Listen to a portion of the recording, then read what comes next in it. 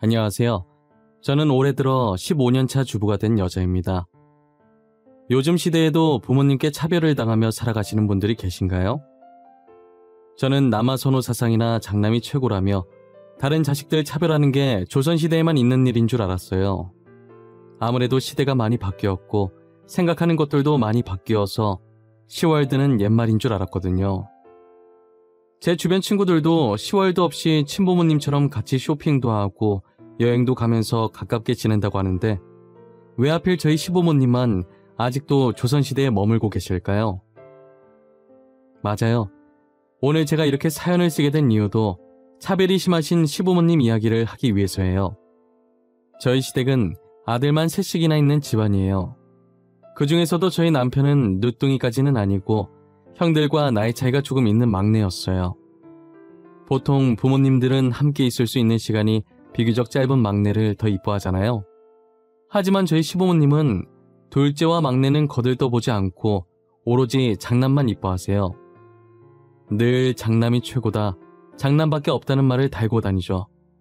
그렇다고 큰 아주버님께서 대단한 직장에 다니고 엄청나게 효도를 잘하는 것도 아니에요. 그 나이 되도록 번번한 직장도 없고 겨우 밥벌이를 하고 살 정도로 무능력한 사람이에요. 항상 시부모님을 챙기는 건 둘째 아주버님네와 저희 부부였어요. 생활비나 용돈도 물론 저희들이 매달 꼬박꼬박 가져다 드렸죠. 어쩌다 한번 큰아주버님이 시부모님께 용돈을 드리면 그날은 아주 축제 분위기예요. 겨우 20만 원에 어찌나 우쭈쭈 해주시던지 아마 5살 난 아이도 그 정도로 우쭈쭈 해주진 않을 거예요. 우리 장남이 용돈을 다 주는 거야? 힘들게 일해서 번 돈일 텐데 부모한테 줄 생각을 다 하고 이거 아까워서 우리가 어떻게 쓴다니? 나는 이거 절대 못 써. 압류 절대 못 쓰지. 나도 이거 고이 모셔놓을 거야. 이 돈을 어떻게 써? 장남이 준 돈인데. 에이, 어머니 아버지도 참. 그거 얼마나 된다고 부끄럽게. 그냥 쓰세요. 다음에도 돈 벌어서 또 용돈 드릴게요. 누가 보면 20만 원이 아니라 20억을 준 줄 알겠어요. 더구나 매달 주는 것도 아니고 몇 달에 한 번 정말 간혹 주는데도 저 난리를 치세요. 저희가 매달 주는 용돈이 60인데 그건 당연하게 받고 고맙다는 말씀도 절대 안 하시거든요. 그런데 20만 원에 저 정도로 오버할 일인가 싶은 생각이 들었어요. 도대체 왜 이렇게 장남만 이뻐하는지 모르겠더라고요. 혹여나 제가 시댁 식구를 모르던 시절에 작은 아주버님과 남편이 말썽을 많이 피워서 저러나 했어요. 한 번은 차별이 너무 심한 것 같길래 남편한테 하소연을 한 적도 있었어요. 오빠, 어머님, 아버님 해도 너무한 거 아니야? 큰아주버님만 왜 그렇게 이뻐하셔? 작은 아주버님이랑 오빠가 옛날에 말썽 많이 피웠었어? 그래서 저러시는 거야? 우리 말썽 피운 적 없는데. 사춘기도 없이 컸어. 오히려 말썽은 큰형이 피웠지. 우리 부모님 큰형 때문에 학교에도 많이 불려갔었지. 말도 마. 아니 말썽도 피우고 잘난 것도 없는 아주버님을 왜 그렇게 이뻐하시는데? 나였으면 말썽도 안 피워 매달 용돈도 꼬박꼬박 줘. 작은 아주버님이나 당신을 더 이뻐했을 것 같은데. 큰형이 장남이라서 그래. 우리 부모님 되게 가부장적인 분들이거든. 거기다 남아선호 사상까지 있으신 조선시대 분들이지. 나도 가끔 우리 부모님 보고 있으면 답답해. 작은 아주버님이랑 오빠는 서운하지 않아? 매번 이렇게 큰아주버님이랑 차별 당할 때 말이야. 나는 시댁만 가면 항상 짜증나. 매번 자식들 차별하고 며느리까지 차별하잖아. 나는 그냥 그러려니 해. 평생을 이렇게 살아왔으니까. 나이 있으신 분들이잖아.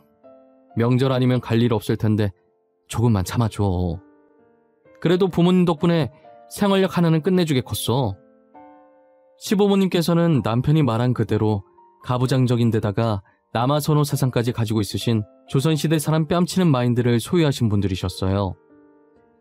가진 것 없는 큰아주버님을 이뻐하시는 것도 단지 장남이라는 이유뿐이었고요.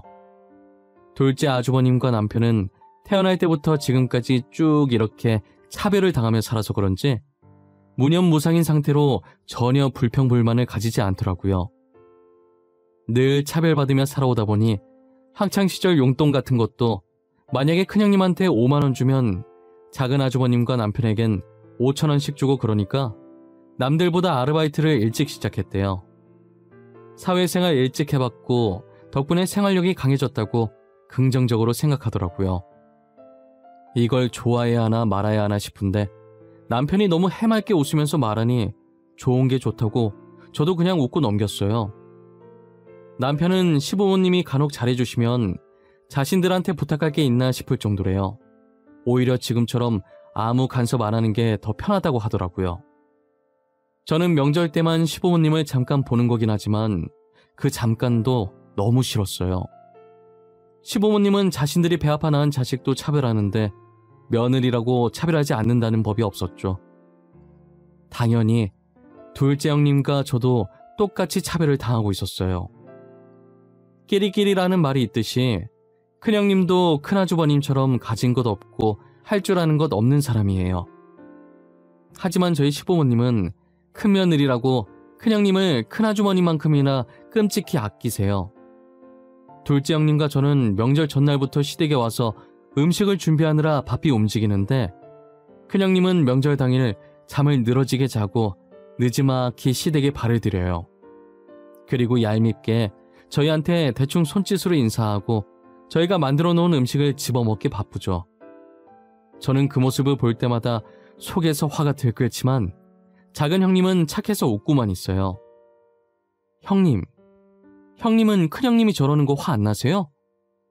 지금도 봐봐요.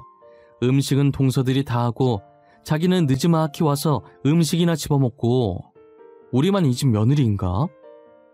어쩌겠어. 어머님께서 큰형님 많이 아끼시잖아. 어쩔 수 없지. 1년에 딱 2번. 명절 이틀만 눈 꼭 감고 버텨보자. 이제껏 잘해왔잖아. 남편이랑 똑같은 말 하시네요.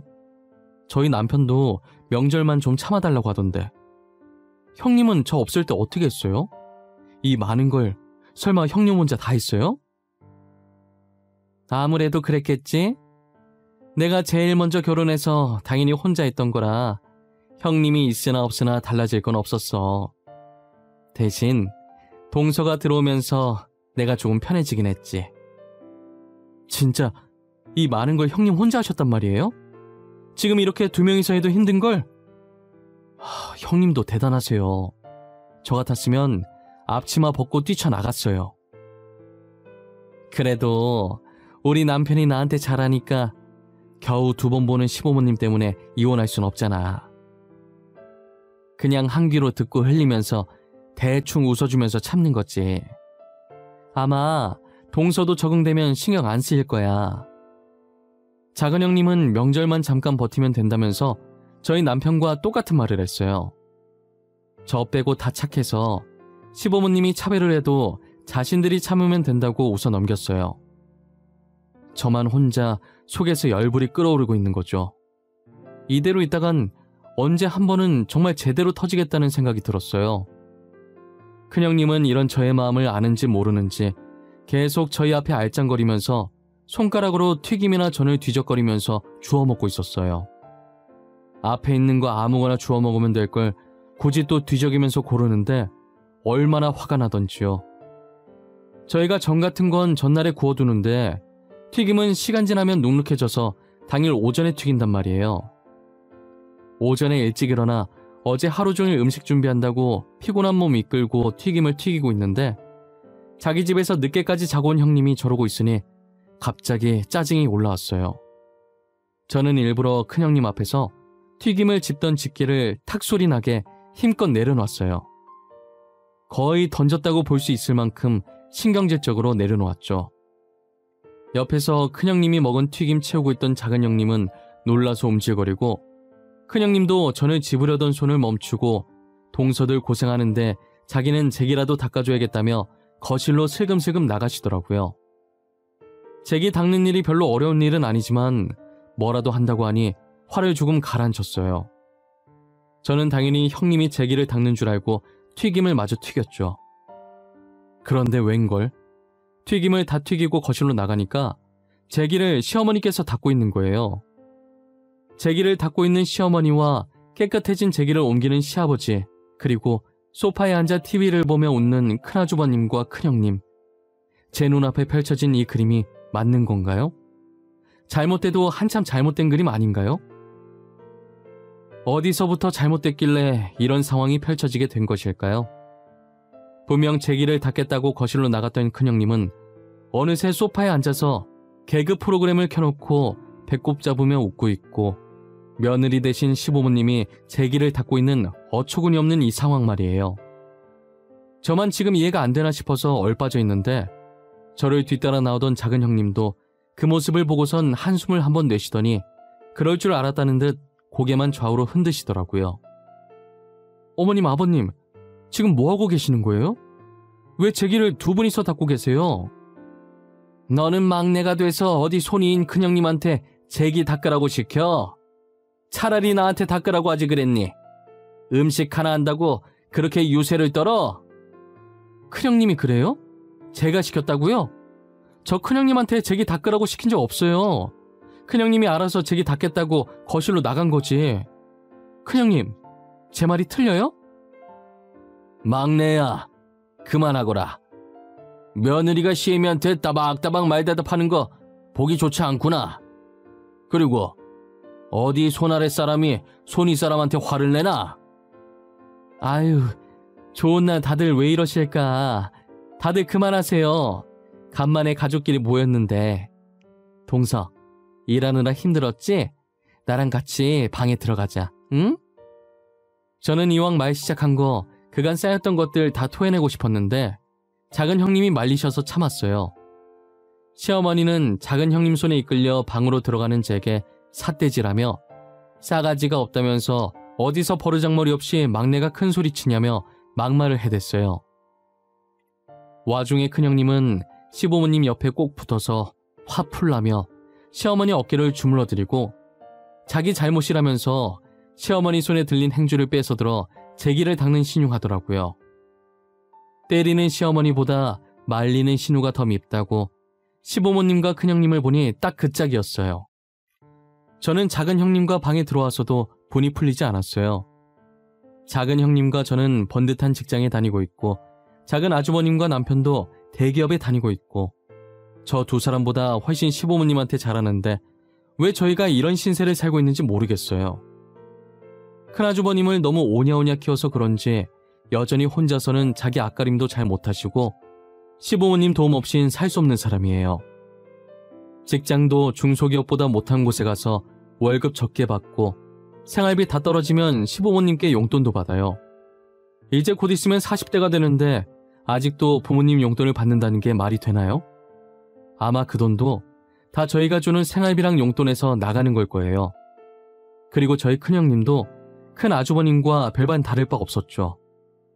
큰형님은 식당에서 아르바이트나 하고 살면서 아주버님 등에 업고 시부모님 사랑을 왕창 받아요.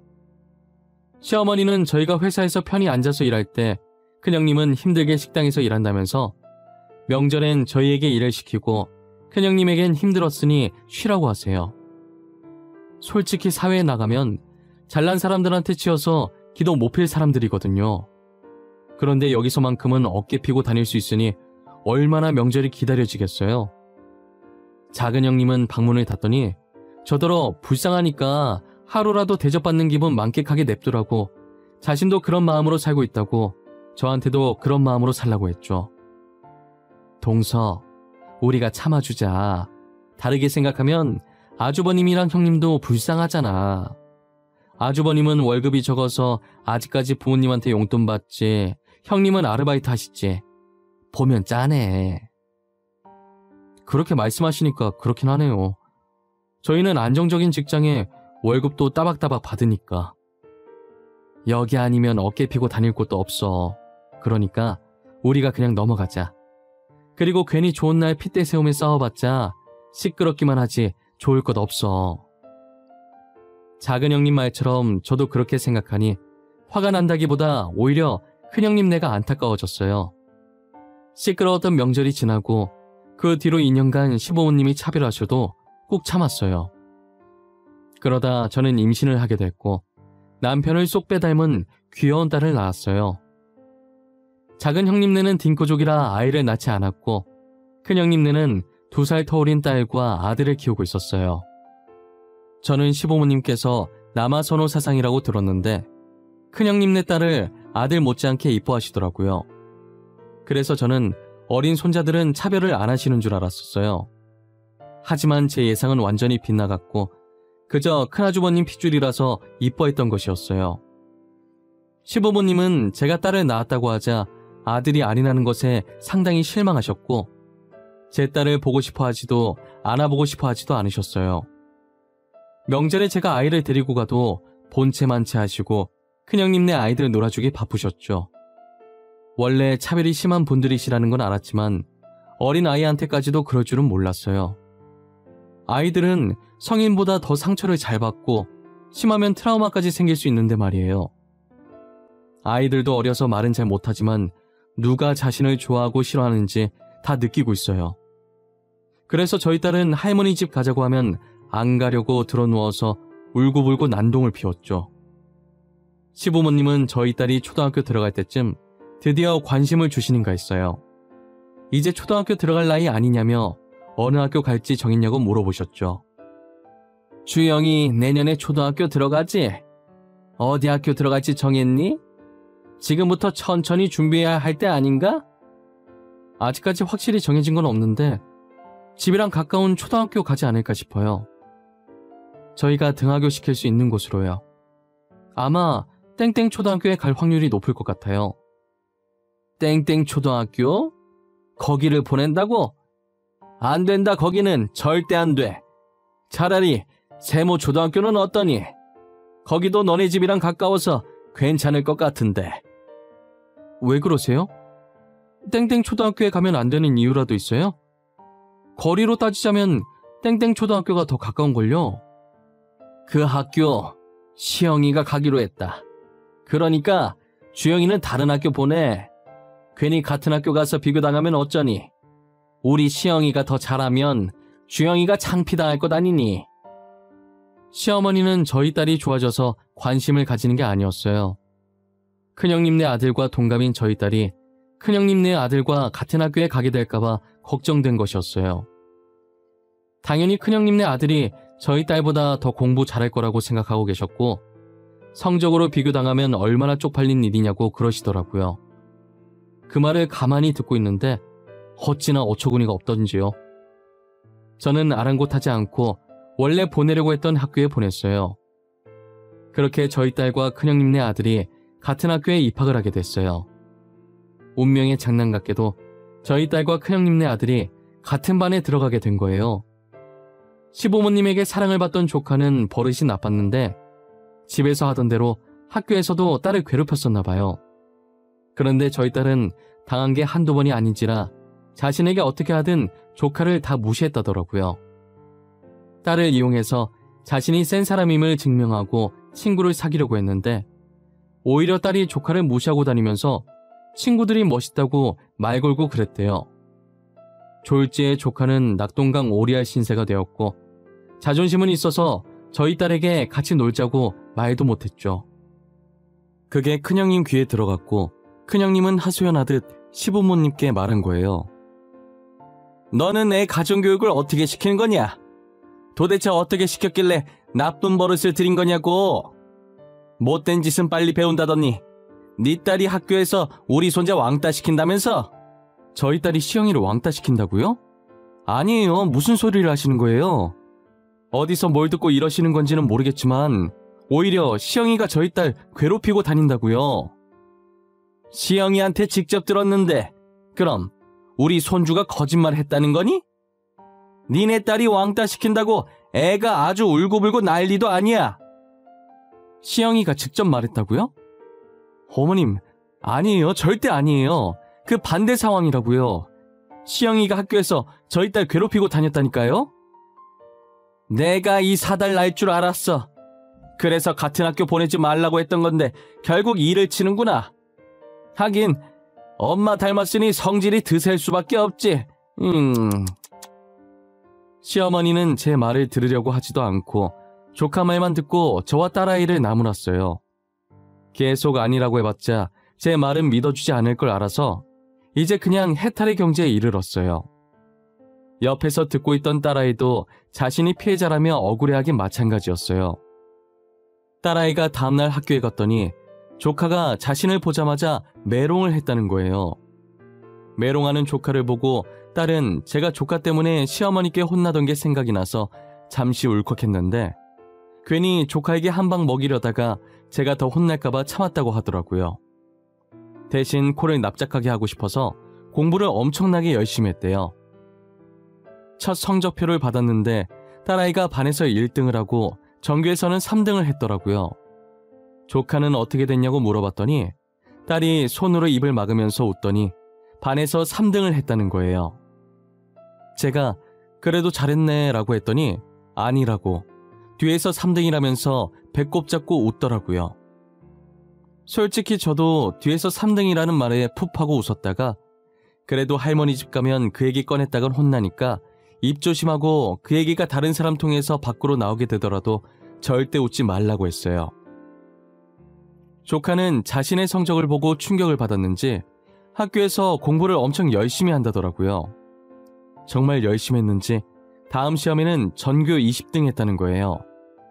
저희 딸은 여전히 반에서 1등이고 전교에서는 2등을 했고요. 조카는 저희 딸을 라이벌로 생각하고 공부를 악착같이 했어요. 하지만 한 번도 저희 딸을 이긴 적이 없었지만요. 시어머니는 저희 딸이 공부를 잘하는 게 마음에 안 들었던 모양이에요. 왜 계속 손자보다 성적이 좋냐고 화를 내시더라고요.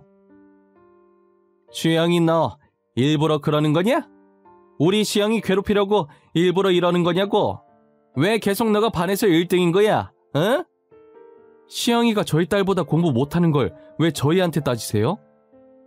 시영이 보고 공부 더 열심히 하라고 하세요. 엄한 사람 잡지 마시고요. 뭐? 너 지금 말 다 했어? 너네 분명 뭔가 있어. 너 설마 선생 매수했니? 니네 딸 1등 만들어달라고 돈 찔렀냔 말이야. 아님 컨닝이라도 한 거야? 어머님, 말이 너무 심하시네요. 적당히 좀 하세요. 도대체 언제까지 이러실 생각이세요? 어머님이 이러실 때마다 정말 지치네요. 이만 일어나 볼게요. 저는 딸아이를 데리고 집으로 갔고 시어머니는 어른이 말하는데 일어난다고 화를 내셨어요. 저한테 모진말 하는 건 다 참을 수 있는데 저희 애한테까지 이러니 진절머리가 났어요. 그날 있었던 일을 전부 남편한테 말했고 남편도 화가 나서 시어머니한테 전화해서 따지더라고요. 아무리 손자가 더 좋다지만 남의 자식한테 상처 주면서까지 그래야겠냐면서요. 그래도 남편이 화내는 모습을 처음 봐서 그런지 시어머니께서는 자신이 흥분해서 말을 막 한 것 같다고 사과를 하시는 거예요. 의외의 반응에 남편도 저도 당황했지만 다음부터 그러지 마시라고 하고 전화를 끊어버렸어요. 그리고 얼마 지나지 않아 명절이 다시 돌아온 거예요. 작은 형님과 저는 음식 준비를 끝마치고 방으로 들어왔고 시어머니는 저희 딸을 부르더라고요. 평소와 다르게 엄청 상냥하게 부르길래 무슨 일로 불렀나 살짝 쳐다봤어요. 시어머니는 딸을 보고 웃으시면서 무어라 말을 하더니 세탁기 앞으로 데리고 가더라고요. 그러더니 딸한테 세탁기 작동법을 알려주시더니 안방에 가서 빨래들 가지고 오라는 거예요. 딸은 일단 할머니가 시키시니 군말 없이 빨래를 가지고 왔어요. 시어머니는 딸이 가져온 빨래를 보더니 아까 알려준 대로 해보라고 하는 거예요. 주영아, 아까 할미가 알려준 거 기억하지? 그거 그대로 한번 해볼래? 빨래는 이렇게 하는 거야. 앞으로 너가 할미 집 오면 이렇게 알려준 대로만 하면 돼. 알겠어? 어머님, 지금 뭐 하시는 거예요? 저희 딸한테 뭘 시키는 거냐고요? 빨래하는 걸 왜 가르쳐주고 계세요? 그리고 왜 여기 오면 이걸 해야 하는 건데요? 아이 깜짝이야. 주영이 애미 언제부터 여기 있었냐? 아니 어차피 크면 다 하게 될 건데 일찍 알려두면 좋지 않니? 그냥 이런 게 있다는 거 알려주고 있었어. 거짓말 치지 마세요.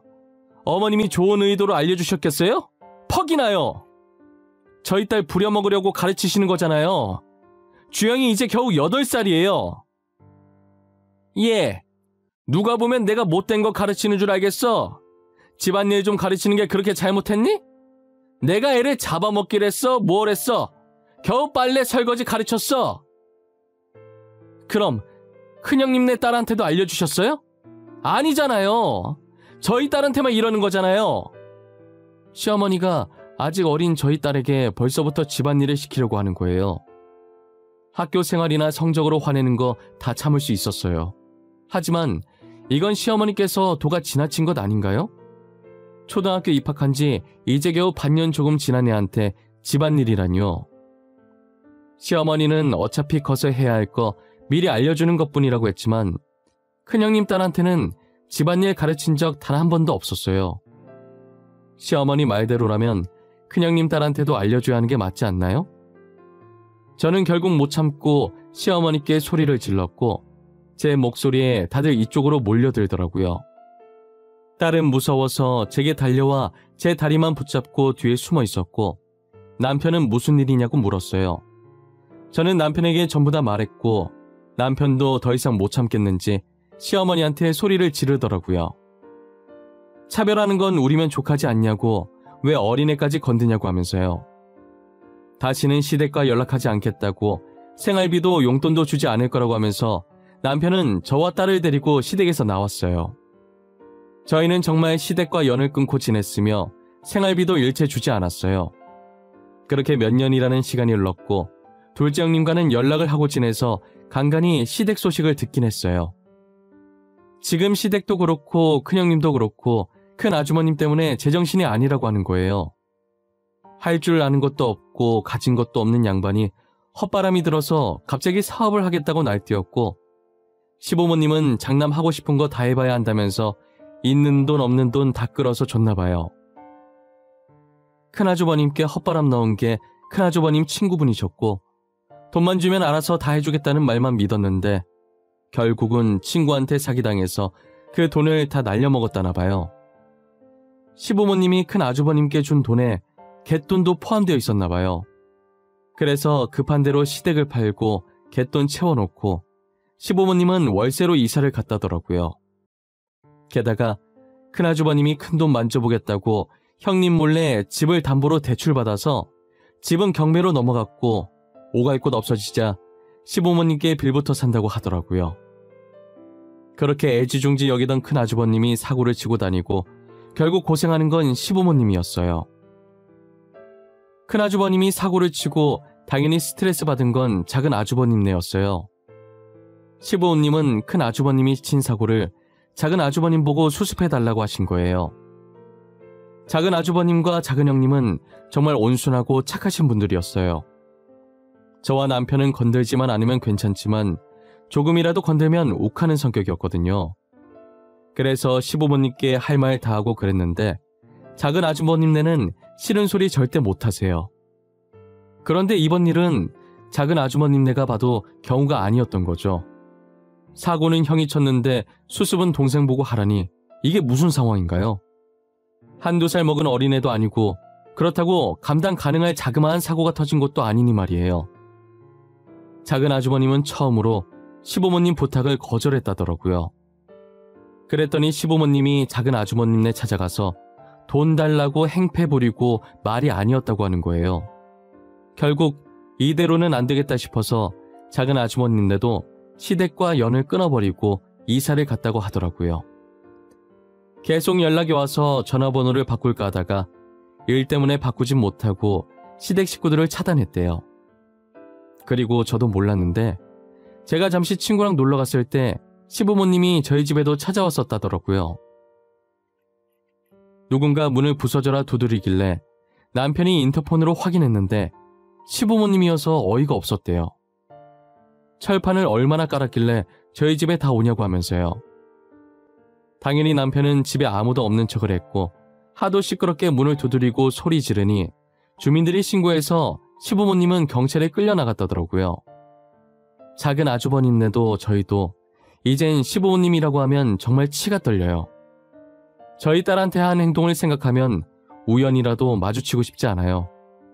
저는 절대 시부모님처럼 살지 않겠다고 다짐했어요. 뿌린 대로 거둔다와 같은 말처럼 남에게 상처를 주게 되면 언젠간 다 자신에게 돌아가는 법이에요. 여러분들도 남 괴롭혔다가 나중에 후회하지 말고 나 자신을 위해서 열심히 살아가길 바랍니다. 오늘 하루도 행복하게 보내시길 바라며 지금까지 제 사연 들어주셔서 진심으로 감사합니다.